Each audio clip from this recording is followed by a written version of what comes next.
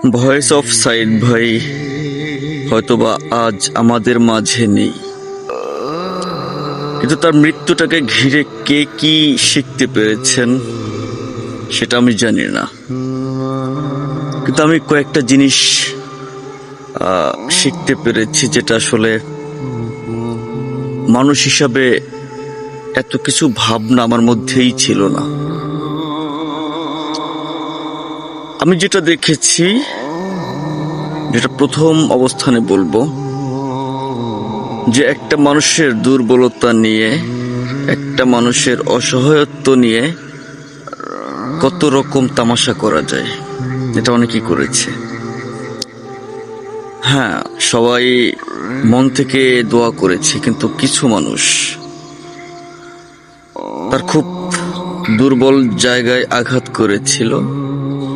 জানি না আসলে সাইদ ভাই কতটা কষ্ট পেয়ে মারা গেছে বা কতটা কষ্ট নিয়েছে। দ্বিতীয় যেটা হয়েছে, টাকা হলেই যে মানুষ বেঁচে থাকতে পারে না, টাকা ছিল না তার, যতটুকু প্রয়োজন ছিল তার থেকে বেশিও হয়ে গেছিল, কিন্তু তার জীবনটা দিয়ে দিতে হলো। তাহলে সর্বোপরি কি দাঁড়ালো? টাকা বেঁচে থাকার কোনোদিনই কারণ হতে পারে না। টাকা থাকলে সুখ কতটুকু কেনা যায় জানি না, কিন্তু নতুন জীবন দিতে পারে না। এটার উদাহরণ হচ্ছে সাইদ ভাইয়ের মৃত্যুটা। 3 নম্বর যেটা, মানুষের অহংকার বলতে কখনো কিছু রাখা উচিত না। সেটা হোক সৌন্দর্যের অহংকার, সেটা হোক যেমনটাই হোক, সে তার যে ভয়েস, আমি তাকে অনেক আগে থেকেই চিনি, তার ভয়েস শুনেছি, তার ভক্ত হয়ে গেছিলাম।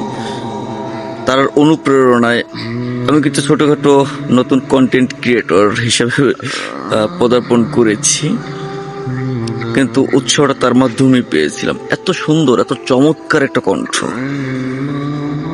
তার হৃদয়ে জড়ানো কণ্ঠ, যেটা আসলে মনোমুগ্ধকর। ইতিমধ্যে সে ভিডিওগুলো আপনারা শুনেছেন, তার ভয়েসটা শুনেছেন। অহংকার রাখা উচিত না, এটা কেন বললাম? সাইদ ভাই মেবি আমাদের বয়সী, অথবা 1-2 বছরের ডিফারেন্স কম বেশি হতেই পারে, আমার যেটা ধারণা আমার বয়সী। তো তার যদি ভিডিওগুলো দেখেন, সে আলহামদুলিল্লাহ সুদর্শন একটা পুরুষ। খুবই স্মার্টলি তার ভিডিওগুলো দেখলে বোঝা যায় যে কতটা সুন্দর তার চেহারা ছিল, কতটা স্টাইলিশ ভাবে সে চলাফেরা করতো, বা তার ভিডিওতে বোঝা যায়। কিন্তু সে যখন মারা গিয়েছে তখন দেখে মনে হয়েছিল যে 80-90 বছর প্লাস তার বয়স। কই, সে সৌন্দর্যটা তো হয়তোবা 2-1 মাসের ডিফারেন্সে শেষ হয়ে গেল, তাকানো যাচ্ছিল না। আমি অবাক হয়ে যেতাম যে এই মানুষটা, মিলাতে পারতাম না যে যখন মায়ের বাবার করুণ যে ভয়েসগুলো, তখনকার সময়টা, এই মৃত্যুর আগ পর্যন্ত যে সময়টা ছিল, একদম ডিফারেন্স। তো সৌন্দর্যের বড়াইটা কেন? সৌন্দর্যের বড়াই দিয়ে আপনি মানুষকে ঠকাচ্ছেন, সৌন্দর্যর বড়াই দিয়ে আপনি অন্য মানুষকে ছোট চোখে দেখতেছেন, ঠিক না। মৃত্যু এমন একটা জিনিস, সবাইকে এক জায়গায় দাঁড় করাবে। সাইদ ভাই শেষ অবস্থান যেরকম ছিল, ওনার চামড়ার পরে যে মাংস ছিল, এরকমটা বোঝার উপায় ছিল না। মনে হচ্ছিল চামড়ার পরে তার হাড্ডি দিয়েই ঘেরা ছিল। আরেকটা জিনিস যদি বলি, কণ্ঠস্বর, তার যে সে পাওয়ারফুল একটা কণ্ঠস্বর ছিল, যে আমি যদি মইরা যাই তুমি কি আইবা দেখতে আমায়।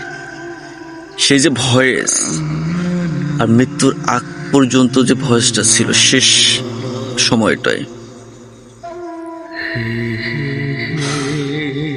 ভাষা নেই।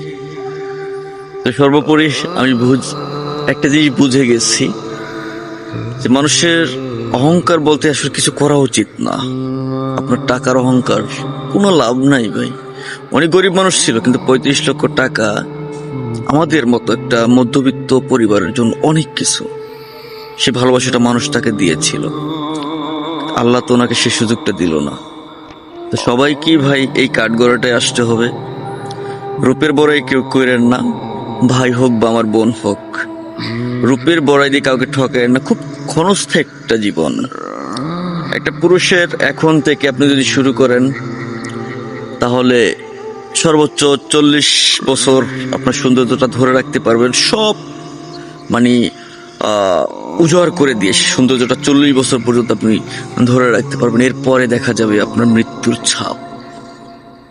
আমার বোনদেরকে বলবো, বোন, সর্বোচ্চ আপনি 40 বছর সর্বোচ্চ, এরপর আপনার সে সৌন্দর্য যৌবন ক্ষমতা থাকবে না। আপনি সেই নানি দাদির কাতারি পড়ে যাবেন।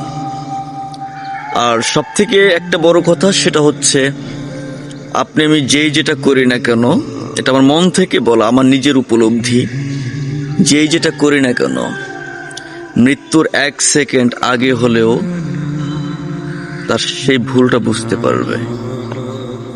আমি আপনার সাথে অপরাধ করেছি, অন্যায় করেছি, আপনার মনের মধ্যে কষ্ট দিয়েছি, আপনাকে ঠকিয়েছি। এটা এখন না বুঝলেও মৃত্যুর 1 সেকেন্ড আগে বুঝলেও বুঝবো। এটা আল্লাহ মনে করাই দিবে। হয়তোবা তখন আমার আর ক্ষমা চাওয়ার সেই সুযোগটা থাকবে না। তো সর্বোপরি খুবই মর্মাহত সাইদ ভাইয়ের মৃত্যুটা নিয়ে। আর আমিও ভিডিওর মাধ্যমে বলে দিচ্ছি, আমার মাধ্যমে যদি কেউ কোনো প্রকার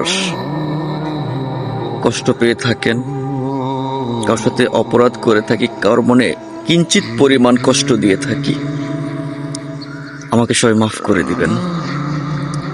তো সবাই ভালো থাকবেন, সুস্থ থাকবেন, সবার দীর্ঘায়ু কামনা করে এখানে শেষ করছি। আসসালামু আলাইকুম।